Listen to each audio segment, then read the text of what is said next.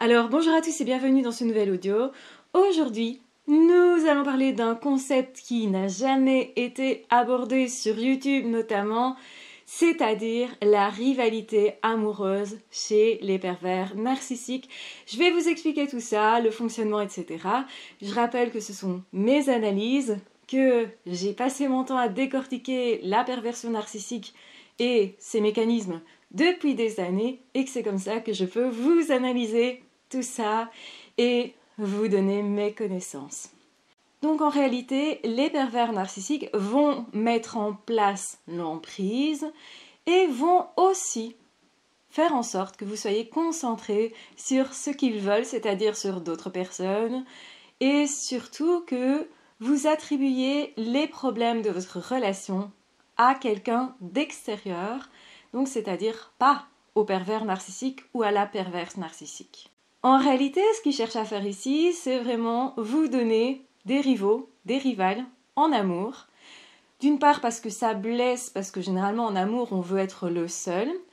D'autre part aussi parce qu'au début de la relation, quand ils ont mis en place l'emprise par la phase de séduction, ils vous ont dit que vous étiez le seul ou la seule, l'être idéal.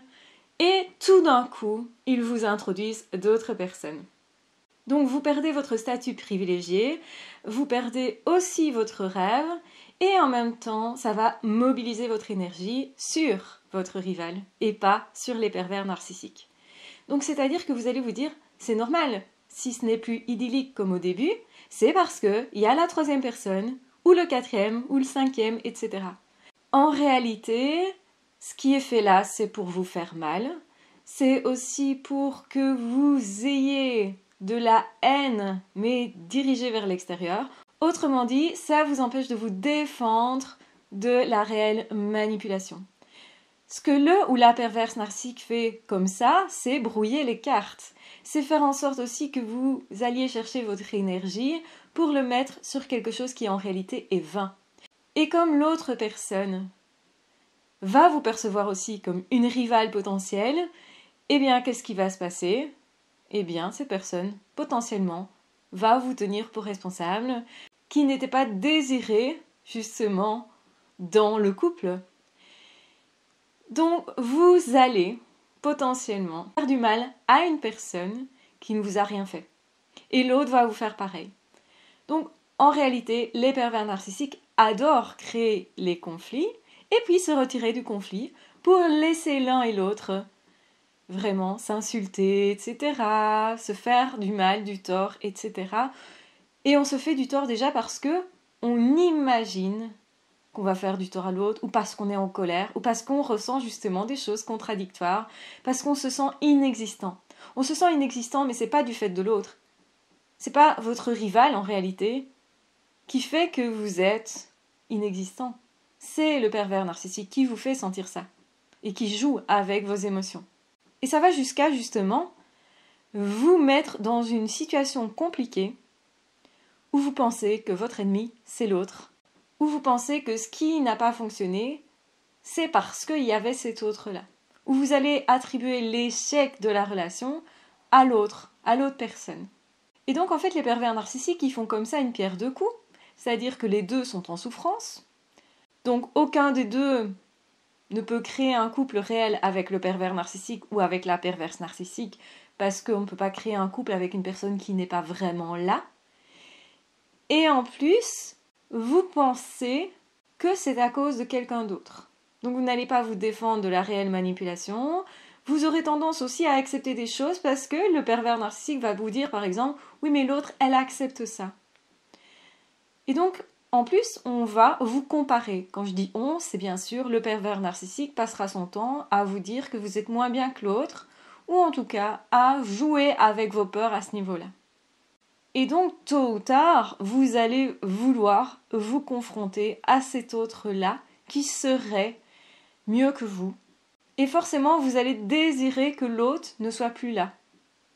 Vous pourriez chercher à l'évincer, vous pourriez chercher aussi à convaincre l'autre de partir, mais n'oubliez jamais que le pervers narcissique joue aussi avec l'autre, l'autre étant aussi sous emprise. Donc qui va gagner à ce jeu-là ? En fait, personne. vous serez tous les deux en souffrance, et quand vous aurez compris que l'autre vous utilise, alors vous pourrez justement créer du lien. Et j'ai vu des personnes comme ça devenir de réels amis, parce qu'ils se sont associés. Ils se sont trouvés non plus seuls, mais associés contre le ou la perverse narcissique. Et ça fait partie de leur peur. La peur des pervers narcissiques, c'est que tout soit dévoilé au grand jour. Et donc, en faisant ça, en vous associant, en trouvant justement d'autres personnes qui ont souffert comme vous allez pouvoir remettre les pervers narcissiques à leur place et justement partir en même temps. C'est le bon plan. Parce que c'est ça qui va faire peur aux pervers narcissiques. Perdre une proie pour eux, c'est dur, parce que ça remet en question leur ego. Ils ne se trouvent plus si puissants que ça ne les rassure plus. Ils se trouvent en échec, et c'est pour ça que généralement ils essayent de vous récupérer derrière. Mais perdre 2 personnes en même temps, voire 3 personnes en même temps, et si vraiment on trouve une autre personne, encore 4 personnes en même temps, et ben là, c'est vraiment la fête du pervers narcissique. Ça veut dire quoi? Ça veut dire que la personne, là, elle se prend vraiment un coup dur. Et donc ça veut dire que cette personne ne va pas se remettre en question, mais va sentir combien il ne maîtrise pas les choses, il ou elle, je rappelle toujours, donc n'est pas en maîtrise de la situation, et que c'était un leurre en fait que on puisse maîtriser cette situation-là. Et vous, en même temps, vous reprenez votre pouvoir, et en même temps, vous êtes accompagné pour faire votre deuil par des personnes qui vont vous comprendre complètement, parce que ces personnes-là auront vécu la même chose que vous. Et ça peut vraiment créer du lien.